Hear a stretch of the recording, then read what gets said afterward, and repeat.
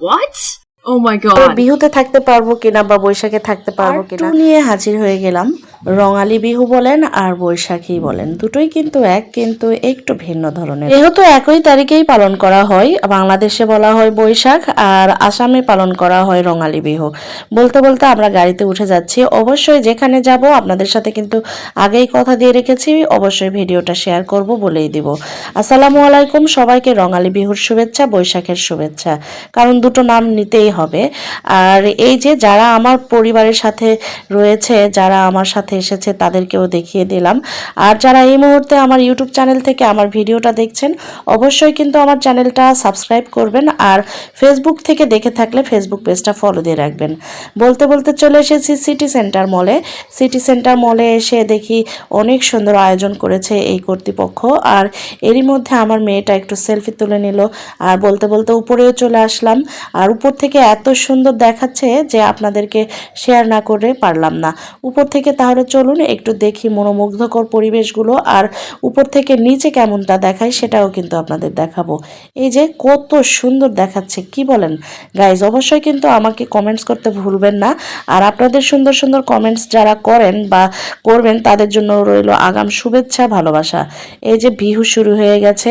আসামে যেহেতু আমাদের ওই একই তারিখেই পালন করা হয়, এখন নাচ হচ্ছে। নাচগুলো কিন্তু খুবই অসাধারণ, আর আমার তো এই নাচটা খুবই পছন্দ। উল্লেখযোগ্য যে বাংলাদেশে বৈশাখ একটু অন্যভাবে পালন করা হয়, আর আসামে যেহেতু বিহু হয়, বিহুটা একটু অন্যভাবে হয়।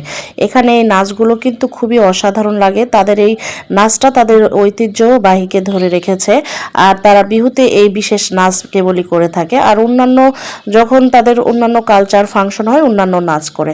তবে আমার কাছে খুবই ভালো লাগে। আর এই বিহুর দিনে তারা সবাই মিলে দেখি একত্রে হয়। আর আত্মীয় স্বজন আমাদের মতোই, বৈশাখের মতোই তাদের বাসায়ও কিন্তু আত্মীয় স্বজন আসে। আর বলতে বলতে কিন্তু নাচটা অলরেডি প্রায় শেষ।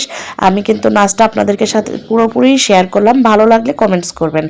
আর এখন তাদের সাথে কিন্তু আমিও একটি সেলফি তুলে নিলাম। ভিডিওটা করে রাখছি এই জন্যই যে জানি না আগামী দিনগুলোতে বেঁচে থাকবো কিনা, বা সামনে বছর বেঁচে থাকবো কিনা, বা সামনে আবারও বিহুতে থাকতে পারবো কিনা, বা বৈশাখে থাকতে পারবো কিনা। যদি বেঁচে থাকি ইনশাআল্লাহ আবারও আপনাদের সাথে এরকম সুন্দর ভিডিও শেয়ার করব। আর যদি উপরে চলে যায় তাহলে আমার ভবিষ্যৎ প্রজন্ম, আমার সন্তান, আমার পরিবারের লোকেরা আমার এই ভিডিও দেখবে। সেজন্য বিশেষ করে ভিডিওটা করা। যাই হোক, সব মিলিয়ে আলহামদুলিল্লাহ খুবই ভালো লেগেছে। আজকের দিনটা আমাদের খুবই ভালো যাচ্ছে। আর আমার বাচ্চারা এরই মধ্যে খুবই খেলা নিয়েও ব্যস্ত। তারা এদিকে এসে গেমস খেলবে।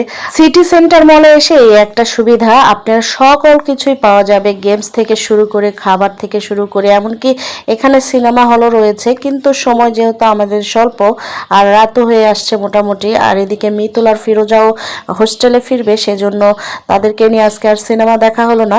তবে মোটামুটি ভালোই সময় কেটেছে। বাচ্চাদেরকে বিভিন্ন অ্যাক্টিভিটি, গেমস এগুলোই পার্টিসিপেট করেছিল, সেগুলো তারা মোটামুটি এনজয় করেছে এবং দু একটাতে উইনারও হয়েছে।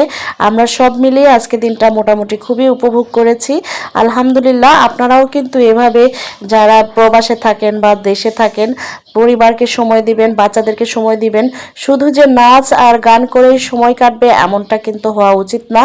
আর বাচ্চাদেরকে কিন্তু একটু খেলাধুলাও করাবেন, এতে করে বাচ্চাদের মনের বিকাশও ঘটবে। পরিবারের সাথে যে একটা সুন্দর সম্পর্ক, সুশীল সম্পর্ক, সেটাই গড়ে উঠবে।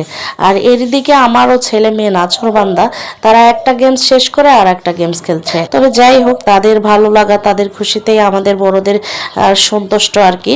আর মোটামুটি এদিকে কিন্তু বাচ্চাদেরকে গেমস খেলানো প্রায় শেষ। এরপরে আমরা খাওয়া দাওয়া করব।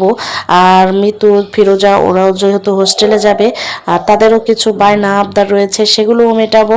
আর আপনারা কে কোথায় ঘুরছেন অবশ্যই কিন্তু আমাকে কমেন্টস করতে ভুলবেন না। আমি কিন্তু কিভাবে মজা করলাম আপনাদের সাথে শেয়ার করলাম, আর আপনাদের কমেন্টসের অপেক্ষায় থাকলাম। সময় যে কিভাবে চলে যায় কিছুই বোঝা যায় না। এই তো কিছুক্ষণ আগে আসলাম, বলতে বলতে 4 ঘন্টা প্রায় শেষ।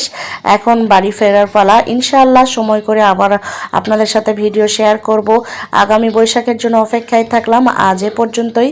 এই বৈশাখ থেকে বিদায় নিলাম। আল্লাহ হাফেজ। সবাই ভালো থাকবেন, সুস্থ থাকবেন।